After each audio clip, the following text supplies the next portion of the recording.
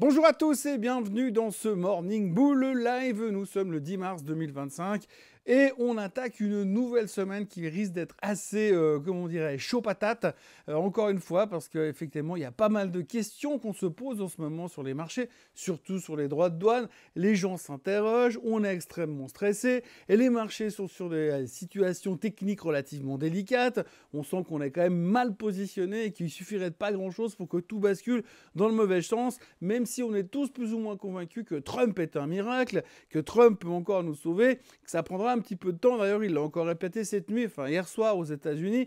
Donc du coup, on va tourner encore autour de ces histoires de droits de douane. Je suis désolé, ceux qui pensaient que ça allait s'arrêter là tout de suite après quelques semaines, non, ça va prendre du temps. J'aimerais bien pouvoir vous dire quand c'est que ça va s'arrêter. D'ailleurs, moi, j'aimerais bien que ça s'arrête. Mais pour l'instant, on est encore à fond dedans, donc on fait le point tout de suite sur notre situation avec nos droits de douane et puis 2-3 autres trucs autour également.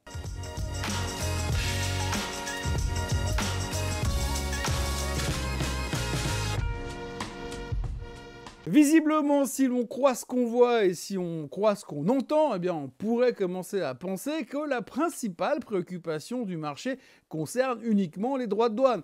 Et surtout l'effet que la politique magique de Donald Trump aura ou pourrait avoir sur l'économie mondiale.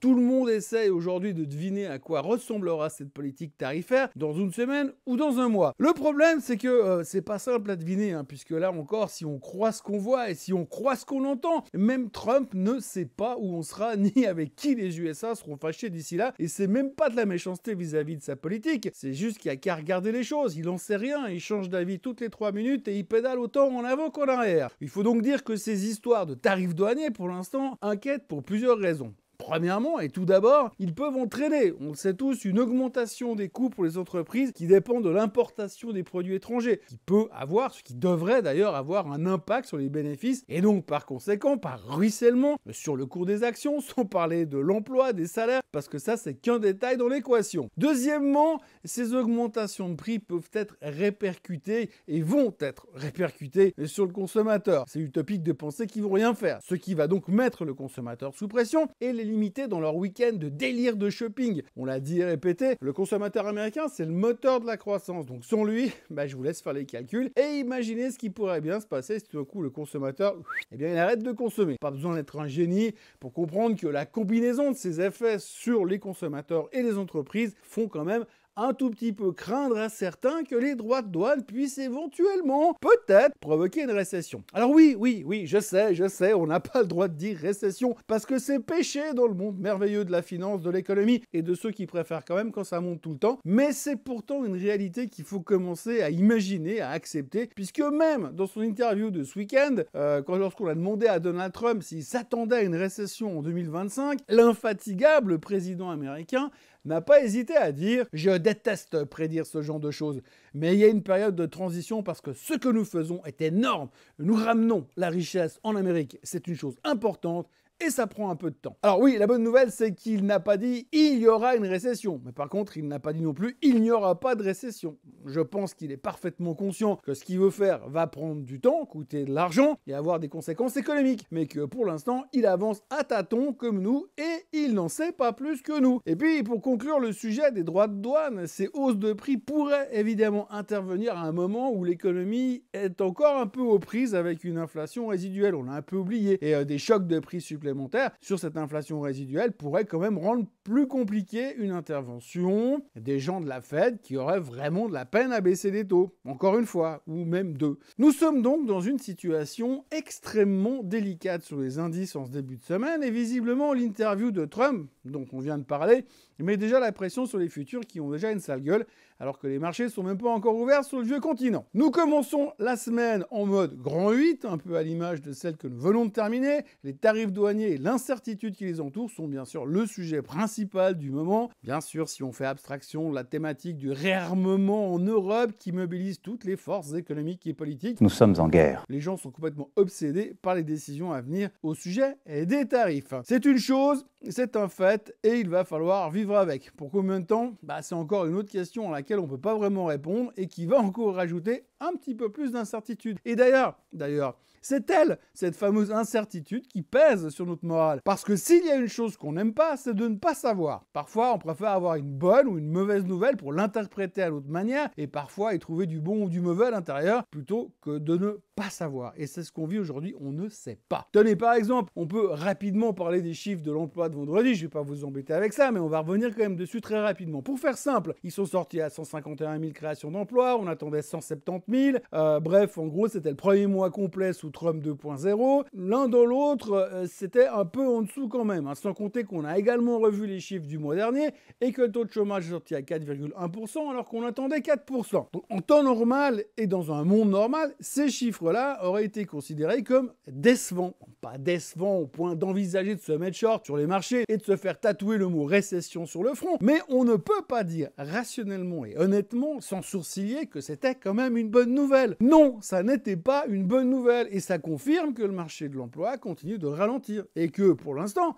nous ne sommes pas encore en mode Make America Great Again, mais c'est là qu'est la beauté de la finance, c'est que on a réussi à trouver que c'était quand même pas mal parce que c'était moins pire que l'on craignait. Voilà, nous y sommes. En fait, on avait fixé des chiffres pour les chiffres de l'emploi, des attentes, mais on n'était pas franchement sûr de nous et rien que d'y penser, je vois les doigts des économistes qui tremblaient quand ils ont dû remplir le formulaire des attentes de NFP. Les gars, ils étaient en train de se dire que ça pue, que 170 000 c'est beaucoup trop, que ça peut pas fonctionner. Ils sentent que l'économie pue, alors ils mettent des chiffres pour se laisser croire que ça va encore pas trop mal, mais en fait, ils ont très très peur. Et vendredi, ils avaient peur que ça sorte à 35 000 au lieu de 170 000. Et là, ouf de soulagement, on s'en est encore sorti ce mois parce que finalement, 151 000, c'est pas si pourri que ça. Vous avez vu, c'est quand même magique, hein. C'est aussi ce qui nous a d'ailleurs empêché d'aller clôturer en dessous de la moyenne mobile des 200 jours sur le S&P 500, ce qui aurait été catastrophique pour la suite des événements. Bon, après avoir la tronche des futurs ce matin, je ne suis pas certain qu'on puisse tenir encore longtemps au-dessus de cette fine ligne de soutien qu'on a tracé sur un graphique, mais retenez quand même bien une chose, les analystes et autres économistes veulent croire que tout va bien se passer, mais ils savent au fond d'eux qu'il y a quand même un truc pourri au royaume de l'économie américaine. Même Trump le dit, il faudra un peu de temps pour rendre l'Amérique great again. Reste à prier pour qu'il y arrive vraiment, et si possible, pas trop à nos dépens. En résumé de tout ça, on commence la semaine dans le même état d'incertitude dans lequel nous étions vendredi dernier. Les droits de douane sont un problème et qui ne nous fait pas gagner en sérénité, mais en même temps, on a compris après 6 ou 7 semaines de Donald Trump à plein temps que ça allait pas être une promenade de santé et que si on croyait qu'on s'était fait balader lors du premier mandat et que plus rien ne pouvait nous surprendre, on s'est gouré. Et alors, ça risque même d'être bien pire, hein. Il va falloir s'habituer, les swings vont être violents, mais Trump a le pouvoir de nous surprendre toutes les 5 minutes, et il ne faudra jamais baisser la garde. Vendredi, même Powell a essayé de parler pour nous rassurer. Alors oui, l'économie est solide et se porte bien, selon lui, mais cependant, il a très clairement répété qu'il ne pouvait pas prendre de décision sur les taux au vu de la situation actuelle et du chantier dans lequel l'administration Trump est en train de mettre le pays. On a besoin de réponses à nos questions et de lever ce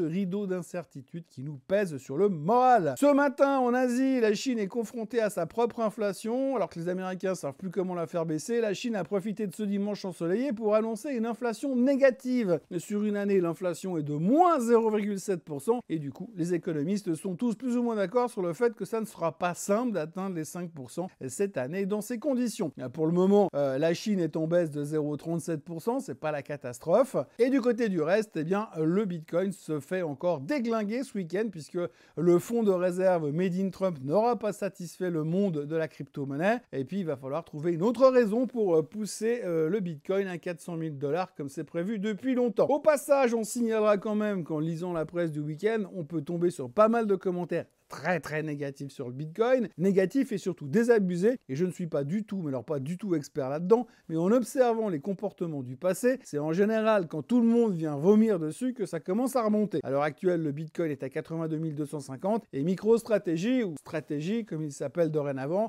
sont en PLS. Dans les nouvelles du jour, Donald Trump ne nous a pas encore gratifié d'informations sur les droits de douane, mais il faut dire que son interview du week-end devrait déjà nous tenir un peu occupés ce matin. Au Canada, ils ont trouvé un nouveau Premier ministre en remplaçant de Trudeau, puisque c'est Mark Carney qui deviendra le Premier ministre canadien dans les jours qui viennent. Pour ceux qui se disent qu'ils connaissent le nom, c'est normal, c'est l'ancien patron de la Banque d'Angleterre et de la Banque du Canada, un bon banquier central, un ex de chez Goldman Sachs qui prend les commandes du pays. Vous inquiétez pas, ça se finit toujours bien quand c'est un banquier qui dirige un pays. Autrement, il y a des risques de grève en Allemagne, dans les aéroports, mais il y a aussi Musk qui déclare qu'il ne coupera jamais le feed Starlink au-dessus de l'Ukraine, et il a aussi déclaré que les USA devraient arrêter de participer à l'OTAN et arrêter de payer pour la défense européenne. Nous sommes en guerre. Gros thème de la semaine passée qui pourrait être rallumé cette semaine. La semaine qui commence ne sera pas une semaine toute simple, tout d'abord parce que vous savez que je suis un indicateur des marchés agités lorsque je ne suis pas là, alors préparez-vous parce que dès demain, je suis en vacances et je reviendrai le 24 mars. Virtuellement, je suis déjà plus là et je vous gratifierai encore d'une vidéo demain et ensuite je vais y manger du renne. Mais j'ai prévu plein d'autres vidéos pour que vous ne m'oubliez pas durant ces quelques jours. Mais mis à part ça, et pour ne pas jouer l'égocentrique, il faudra quand même retenir que la semaine va être un peu chaude